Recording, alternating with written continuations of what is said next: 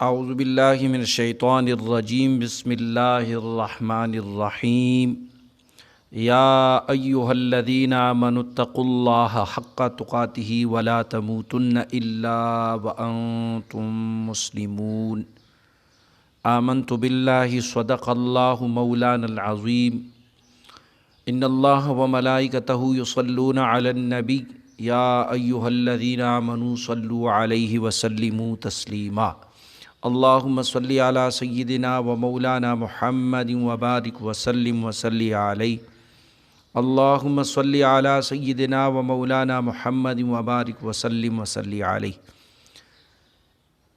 میرے تمام دیکھنے والوں السلام علیکم ورحمۃ اللہ وبرکاتہ۔ امید کرتا ہوں آپ سب خیریت سے ہوں گے۔ آج آپ کے سامنے تقویٰ کے فضائل بیان کروں گا۔ سب سے پہلے تو تقویٰ کا معنی کیا ہے؟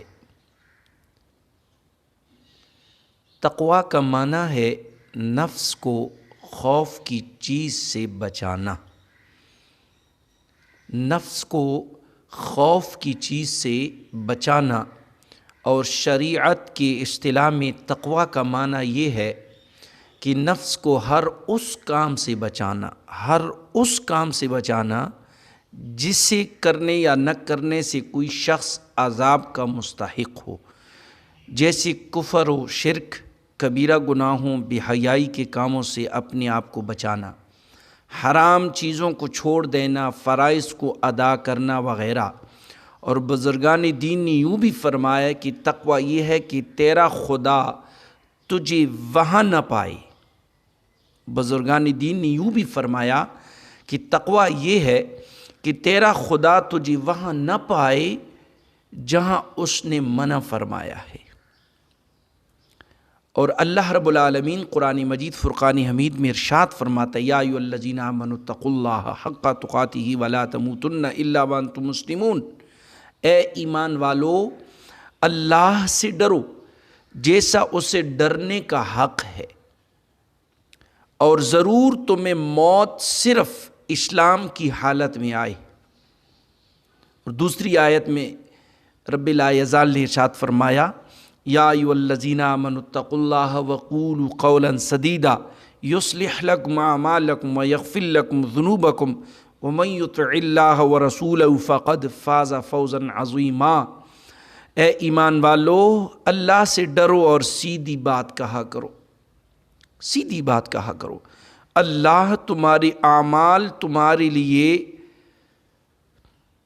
بہتر کر دے گا، سنوار دے گا، اور تمہارے گناہ بخش دے گا۔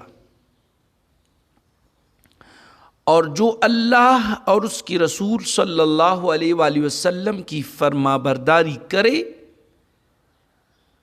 تو فقد فاز فوزا عظیما، اس نے بڑی کامیابی پائی۔ تو میرے تمام دیکھنے والوں، اللہ رب العالمین کی بارگاہ میں دعا ہے کہ اللہ پاک ہمیں تقویٰ اختیار کرنے کی، پرہیزگاری اختیار کرنے کی توفیق عطا فرمائے۔ حضرت انس رضی اللہ تعالیٰ عنہ سے روایت ہے، حضور پرنور صلی اللہ علیہ وآلہ وسلم نے ارشاد فرمایا، تمہارا رب ارشاد فرماتا ہے اس بات کا مستحق میں ہی ہوں کہ مجھ سے ڈرا جائے، اور جو مجھ سے ڈرے گا تو میری شان یہ ہے کہ میں اسے بخش دوں۔ اللہ پاک ہمیں عمل کرنے کے توفیق عطا فرمائے۔ وآخر دعوانا ان الحمد للہ رب العالمین۔